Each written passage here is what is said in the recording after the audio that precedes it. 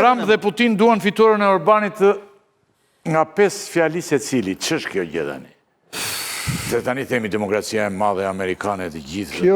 Kjo ekspozon faktin trisht që autokratët janë bashkë, kudo, që nga Lindja, e largët, që nga Kina, Rusia, kjo që ka bërë për shumë sot, ky zëvendës presidenti, ka shku dje ka mbajt fjalim, nëjse ato ndodhë, mështesin një parti mirë, po të mështesësh. Në fushat. Të mështesësh në fushat. Takim elektoral. Kryeministri një vendi, i cili ka vite që vepron si kontrapedal i shumë vendimeve të Bashkimit Evropian, që është mik i ngusht, aleat i ngusht i Trumpit dhe nuk e di pse rrin be, sa e po t'ishte, më thënë, me integritet si që pretendon se është, du dilte nga BE-s, është jashtë blerët BE-s.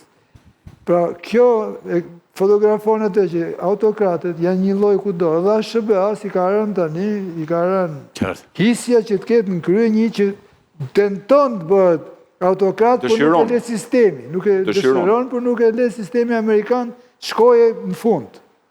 Pushat? Dhe zgjedhjet do i humbin.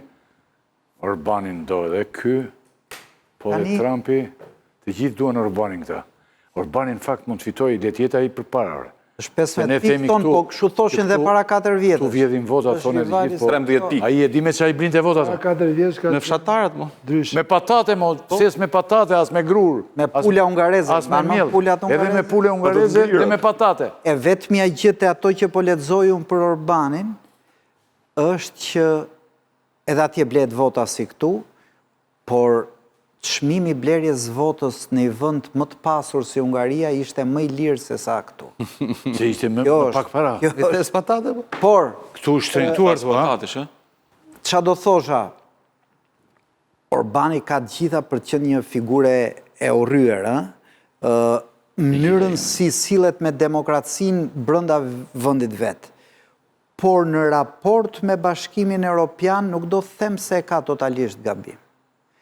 Qëndrimi që Orbani ka mbajt ndaj luftës absurde Rusi-Ukrainë, që Evropa u fut në një aventurë të çmendur, ndoshta është më racional Orbani. Pra, ti mund t'jesh diktator, siç është dhe Erdogani në Turqi, ndoshta, por Erdoganit nuk mund t'i thuash që s'ka drejt për Palestinën. Edhe Orbani, se po të lexosh mediat perëndimore, e përshkruajnë si një djallë, vuri veton, mos i çoj ato, i po pengon ndihmat për Ukrainën e tjerë e tjerë.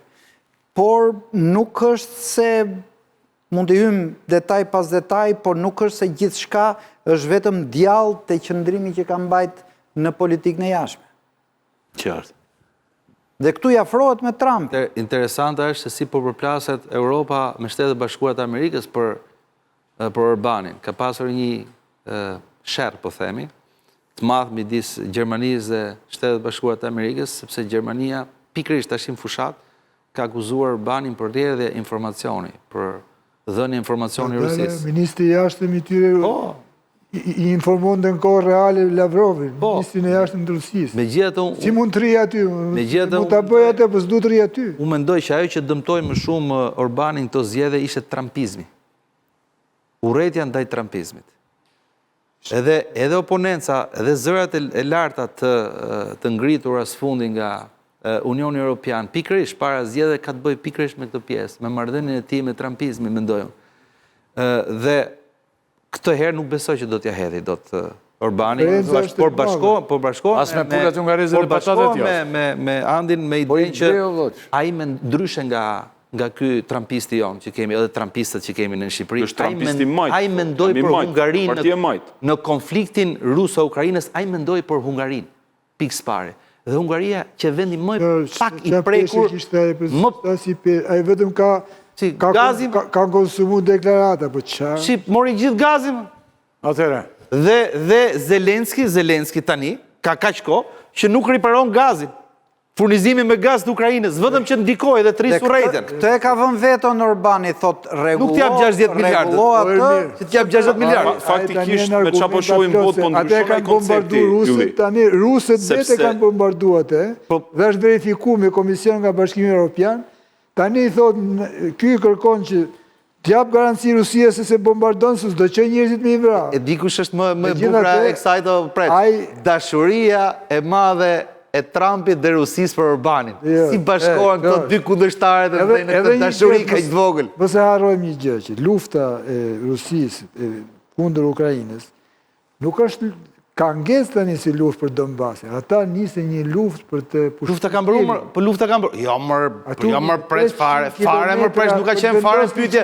Këto janë gjithë broçkullat që nxjerr Perëndimi për të justifikuar disfatën. Ta kam thënë një muaj për muajin e parë kam thënë. E ka humbur luftën Ukraina dhe Perëndimi dhe e humbi. Marlin të... E ka humbur luftën, po ta them edhe këtë, e ka humbur luftën Amerika me Iranin, e ka humbur. Ka humbur. Jo më ikim... Lufta nuk është bombë më burr, është sistem vlera. Çfarë karte i sjell aty? Ka humbur Ukraina thuti? Po e ka humbur Kur luftën. e ka humbur? E ka humbur luftën më. Ti e thogën tër botën këtë. Po ka 20% territori 3 vjet jashtë kontrollit. Pse nuk avancon? Kush nuk e thot, po e thot Trumpi më. E thot Trumpi duhet bëj lëshim me Ukraina që të bëjë paqe. Vazhdon lufta. Qa lufte vazhdon më buri dhe, qa lufte vazhdon? Bombardime ruse për natë. Po vetëm shtohet kufiri këtej, Rusia merr pafund. Jo, tem tjetër. Në shqiptarët faktikisht... Rusia ka humb aty, është një pra. E ka humb luftën Rusia. Jo, pra, jo.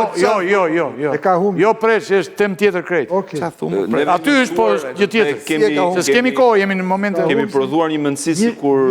Ja ta, preç, të lutem. Sulmon dhe nuk fiton. Po të lutem, pra. Aje që mbro dhe nuk... Jo, pra, jo. Kështu e thot Raimond Arons. Do të respektoni emisionin e më duke që po talem me një tjetër.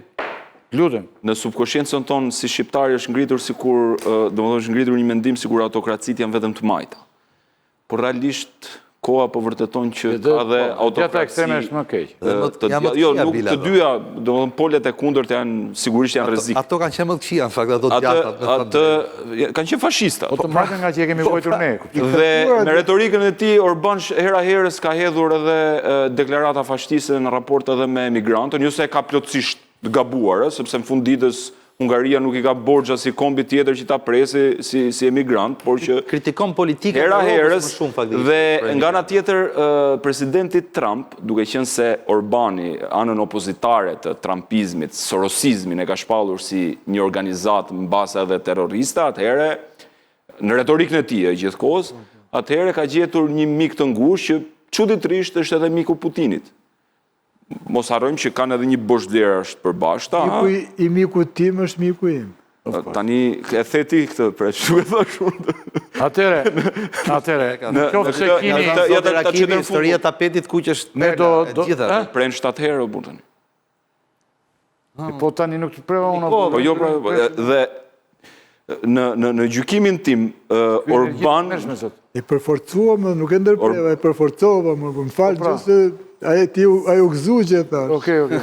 Jo nuk u gëzova, pse?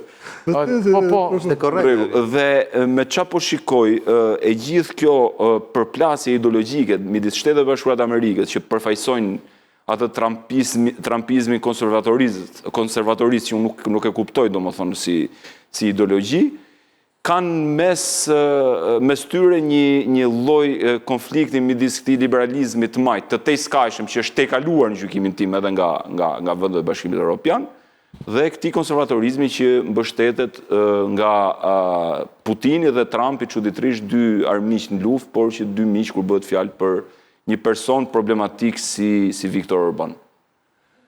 Nëse ndonjëri nga ju mundet, ose unë duhet ta mbyll këtu, për 3 nëndeset ruse në Britani që kanë një muaj, pak fjalë. Di ndonjëri ndonjë? Nuk është, janë disa incidente këto, nuk është një, që ndodhin mjet Britanisë. Ditën e sotme sekretarin mbrojtjes në Britani zbuloi se 3 nëndesë ruse kishin qëndruar në ujërat e Mbretërisë Bashkuar për i gati një muaj pranë infrastrukturës më kritike. Britania paralajmëron Rusinë për pasojat në rast goditje apo sabotimin të infrastrukturës tyre. Çfarë kanë ndodhur konkretisht? Dimgje, me fare pak gjëra dhe të ikim. Rusia në kanalin angles gjatë gjithë kohës ka përdor flotën Shadow për të shoqëruar gjithë të cisternat me naftë për të eksportojnë në vendet që i shoqërojnë për naftën, për qitur naftën e sankcionuar. Do me thonë, Rusia nuk ka pyet fare për sankcionet. Ka shit naftë ku ka dash. Ka çu 2 luftanie dhe ka çuar në destinacion vetë naftë. Tu për flasim për ndece. Po, ndërkohë në ndecet ruse, dhe ky ka qenë shqetësimi i britanikëve, jo që kanë kaluar disa herë, dhe nuk janë kap gjithmonë, kanë qenë poshtë kabla, aty ku kalojnë kablat optik dhe linjat e komunikimit, dhe britanikët janë shqetësuar për ndonjë operacion spionazhi ose sabotimi. Dhe ky ka qenë problemi. Për infrastrukturën kritike kanë frikë britanikët. Patjetër, pati se kalojnë gjithë kabllat aty. Gjithë kabllat. Ndërprerja këtyre kabllat do thotë blackout. Dhe gjithë kush ka qenë pozicioni, monitorim dhe paralajmërim. Akoma nuk kemi arrit në një përplasje, ndonse mund të themi që është një provokacion, nëse do ta quajmë shumë i thellë, sepse është mund shtëpi tënde. Pra Rusia, thoni ju, patjetër, thua ti, është një rrezik i vazhdueshëm për Britaninë dhe Evropën. Po e provokon disa herë Britaninë, se Europa çik histori tjetër. Britaninë po e provokon. Provokon, kemi një gjë tjetër? Jo. Nderuar teleshikues, ky ishte emisioni për mbrëmjen e sotme. U përpoqëm, siç e na ndoqët ju. Themi dhe një gjë. Të themi në një gjë, siç e themi vazhdimisht, e tha dhe Preçi tani. Ti mund ta drejtosh në njëherë në emrin tim, por jam unë i pamundur, në një grip në një gjë dhe... Po, po, nuk ka rëndësi.